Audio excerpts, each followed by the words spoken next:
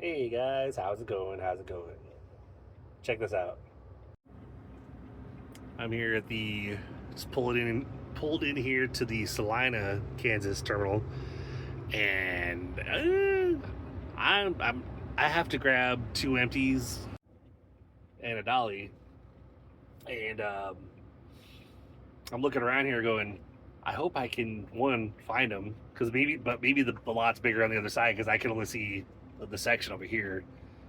Hold on. Like over here, it looks pretty tight in there, but I don't know if back there if it is bigger, you know. So I guess we'll see. Gonna go ahead and scan my badge in and see see what kind of situation I'm working with here. All right, guys, check this out really quick. Just got to show you something. So, in here at the yard or at the Salina hub, I dropped my first trailer over there because of how tight this parking lot is. And there's only a couple trailers, as you guys see back behind me, back over here. It's like a couple of them along the fence. I keyed in two of them. I'm just checking something because, okay. Hold on. I was looking at the switcher truck right here parked in front of the thing. There's nobody here. And as you can see, with the lighting, it kind of looked like their headlights were on. I was like, oh shit. I had to, I basically, because I put in a couple of these trailer numbers only to find out, because I was like, hey, which trailers can I take? Because I got to set up two empties and a dolly. I called FedEx. Lion Haul basically was like, yeah, a couple of these are coming up unavailable, and there's a couple that have red tags on them. Hell, there's this one over here. Check this out. Fire damage on the back of that one. So I was like, well, it makes sense that there's a red tag on that one. So I call FedEx, and I'm like, yeah, a couple of these have red tags on them. Some of them are popping up; they're not available when I try to put them in the dispatch system. Is it possible to come back with one trailer and a dolly?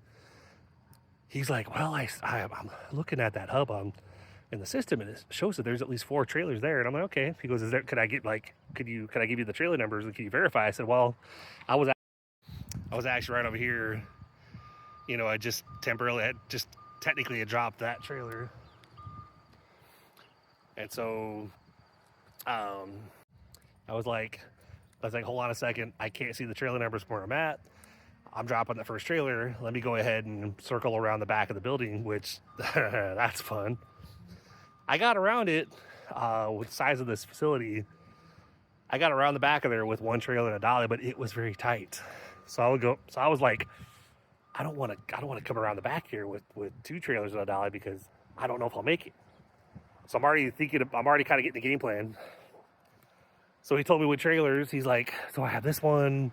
I was like, that has a red tag on it. He goes, that's interesting. It's not showing red tag in the system. I was like, well, let me check, see what it says. It's like ABS light or something. So I was like, if it'll let me dispatch with it, it makes sense for me to bring it back to you guys anyway, because you guys have a shop. So he goes, okay, so there's this one. And he goes, there's another one. I said, that one, it let me put it in the system, but the landing gear is raised up and it's sitting on stilts. And I'm like, I don't know if that means there's something wrong with the landing gear. And he goes, oh, there's another one. And he gave me a number. I said, that one is this one right here that has the freaking yard truck in front of it. And he goes, copy that. And he goes, and here's another one. I said, that one's in front of a door too, but there's nothing in front of it, obviously. He's like, okay, cool. Yeah, you could, as long as that one doesn't have any, anything, you make sure that the door's closed and there's nothing attached to it, you can grab it. All right, cool.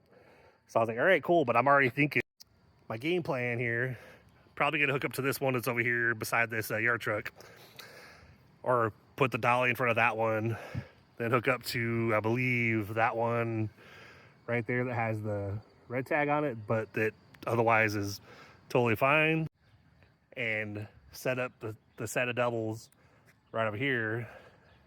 That way, pull it out, I could literally just make that left turn around that 53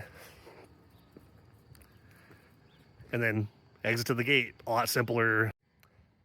Exit to the gate a lot simpler, or more simple, a lot easier, I guess. I'm tired.